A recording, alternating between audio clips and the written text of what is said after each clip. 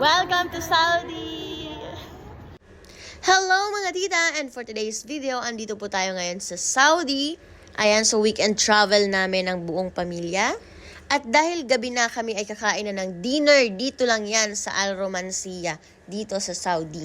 Isa sa binabalik-balikan na restaurant dito sa Saudi. Kaya naman tayo umakyat na sa second floor sa family floor. Ayan. Kasi sa first floor is mga bachelor. And yung sa ground floor naman is dun ka mag-o-order ng pan-takeout mo, then dun mo din aantayin. So ayan, nag-iisip na kami kung anong o-orderin.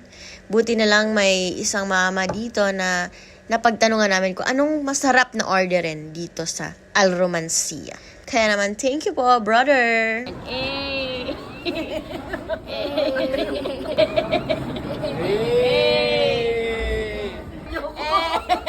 And finally, ito na yung in-order namin. Sobrang sarap. Kaya nakakatakam, diba? So, I recommend yung yellow rice kasi yun yung mas masarap. May pistachios yung sarap.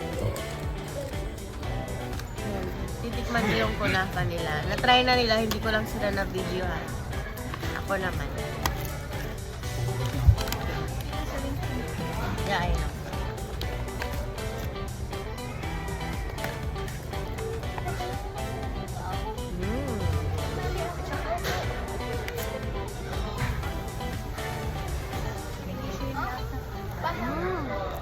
Ang sarap niya. Hindi siya sobrang tamis. Yung doon sa Qatar, nakikiliti yung lalamunan ko. Dito hindi. Sarap. Nakikiliti yung lalamunan.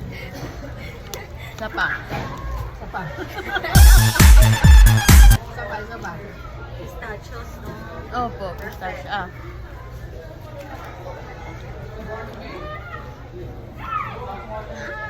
At dahil nga nasarapan kami sa kunafa, umorder na kami ng pang-uwi sa Qatar. Kaso nga lang mali yung na-order namin na flavor. Di namin napansin. Pero okay lang, at least natikman namin. So ayan, pinakita ni brother kung paano lutuin. Ano yan? Kunafa. Kunafa.